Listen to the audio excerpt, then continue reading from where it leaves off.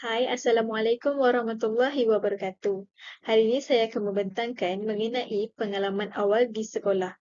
Kod kursus FCE 3804. Sekolah yang saya pilih ialah Sekolah Menengah Bahasa Empirikian. Okey, seterusnya mengenai diri saya. Nama saya Nuradayana binti Muhammad Irwan. Nombor matrik 216648. Bachelor Pendidikan dalam Pendidikan Jasmani dengan pujian. Sekolah yang saya pilih untuk melakukan PAS ialah Sekolah Menengah Kebangsaan Terigian, iaitu dikenali sebagai Sekolah Sukan Negeri Pulau. Latar belakang sekolah ialah nama sekolah Sekolah Menengah Kebangsaan Terigian, Sekolah Sukan Negeri Pulau Pinang. Daerah sekolah ialah Bukit Tambun, Pulau Pinang. Kategori sekolah ialah luar bandar. Tarikh sekolah beroperasi pada 2 Januari 2001. Sejarah sekolah. Sekolah ini ditubuhkan pada 2 Januari 2001 dan diberikan nama sebagai Sekolah Menengah Kebangsaan Simpang 42. Pengetua pertama yang mengendalikan sekolah tersebut ialah Puan Hajah Patimatul Zahra.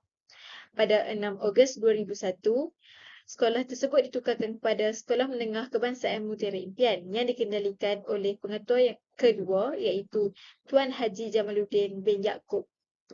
Pada 21 Februari 2002, Jabatan Pendidikan Negeri mengubah status sekolah tersebut menjadi sekolah yang berorientasikan sukan.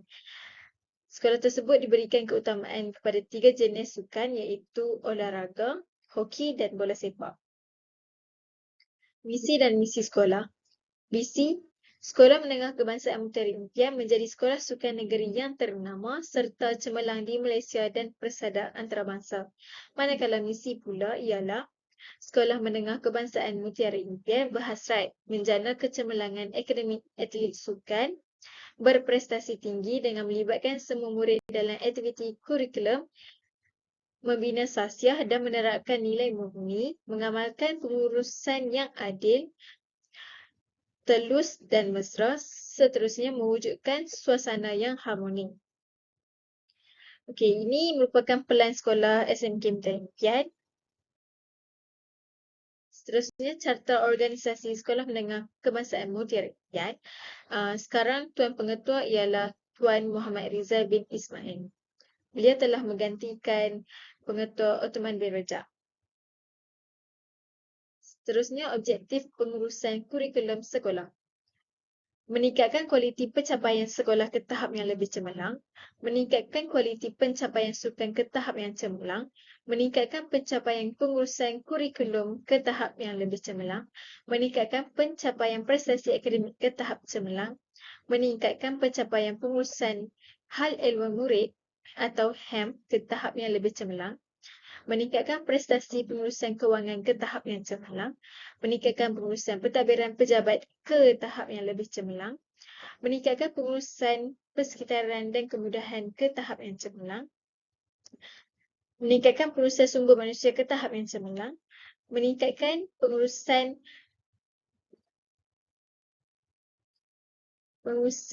penilaian ke tahap yang lebih cemerlang.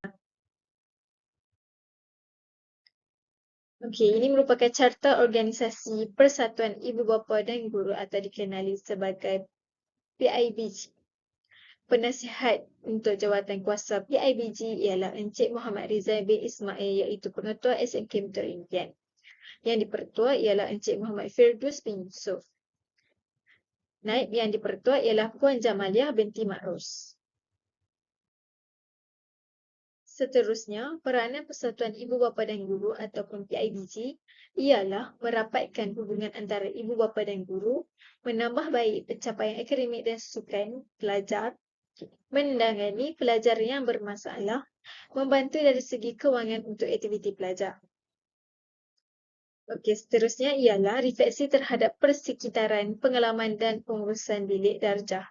Pemerhatian terhadap proses pembelajaran dan pemudahcaraan semasa PDPR ialah saya telah mengikuti guru tingkatan 6 iaitu Cikgu Hasina binti Syahari dalam penyediaan waktu pengajaran dan pembelajaran iaitu PDP, mengikut sukatan pelajaran harian dan telah terlibat secara langsung dalam sesi pengajaran dan pembelajaran PDP.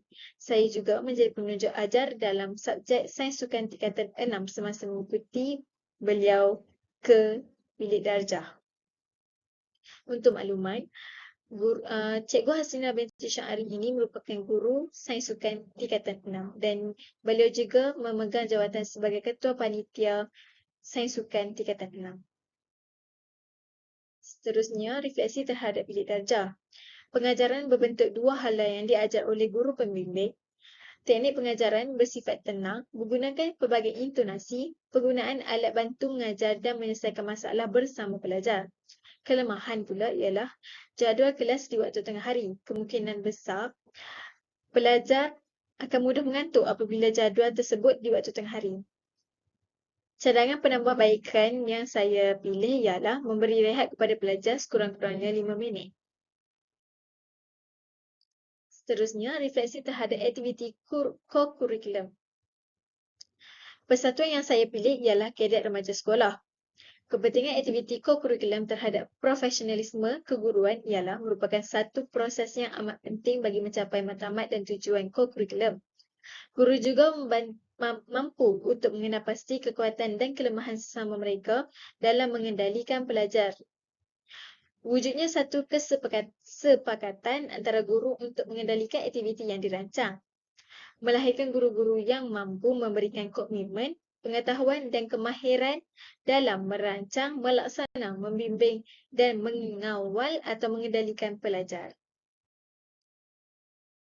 Seterusnya ialah refleksi terhadap budaya sekolah dan budaya kerja. Budaya sekolah. Yang pertama ialah rokol asrama. Kekuatannya ialah kebersihan asrama akan lebih terjaga. Yang kedua, rokol asrama ini juga mampu mendisiplinkan para pelajar dengan pelbagai nilai mutu. Kelemahannya ialah murid kemungkinan besar tidak akan turun rokol dan akan ke sekolah terus. Cadangan untuk penambahbaikan bagi rokol asrama ialah guru yang bertugas boleh atau perlu ambil kehadiran tanda tangan setiap pelajar. Yang kedua, untuk budaya sekolah ialah guru dan pengawas bertugas di pondok pengawan. Kekuatannya ialah keselamatan murid akan terjaga. Yang kedua, penampilan murid diperiksa sebelum masuk ke kawasan sekolah. Kelemahannya ialah pengawas bertugas di pagar sekolah kemungkinan besar akan lambat masuk ke kelas. Cadangan untuk penambahbaikan, berikan masa kepada pengawas yang bertugas itu untuk masuk ke kelas. Sekurang-kurangnya 5 minit sebelum kelas bermula. Okey, yang seterusnya ialah budaya kerja. Budaya kerja yang pertama ialah kerja sepasukan. Kekuatannya ialah kerja yang dilaksanakan akan disiapkan dengan cepat dan mudah. Yang kedua, setiap apa yang dirancang berjalan dengan baik. Kelemahannya, guru dan staf harus memupuk sifat saling percaya antara satu sama lain. Cadangan penambahbaikannya pula ialah sentiasa ringan tulang sesama ahli kumpulan. Yang kedua, menganjurkan majlis anugerah kepada pelajar. Kekuatannya ialah kerjasama dapat dipupuk. Yang kedua, mengeratkan silaturahim. Yang ketiga, menunjukkan usaha yang terbaik daripada semua guru dan staf. Kelemahannya, kurang sokongan daripada ibu bapa. Cadangan penambahbaikan pula ialah beri keutamaan kepada ibu bapa untuk memberi sokongan dalam majlis anugerah kepada pelajar. Okay, kesimpulannya, pengalaman dan pembelajaran sepanjang melakukan kursus pengalaman awal di sekolah PALS telah memberikan pendedahan yang meluas tentang alam persekolahan yang bakal seorang guru tempuhi semasa berkerjaya kelak. Kursus ini telah memberikan impak yang positif dalam diri saya dan pemahaman tentang tanggungjawab dan peranan setiap organisasi sekolah. Kursus PAS ini juga dapat menggalakkan pelajar untuk berkhidmat dengan profesion perguruan.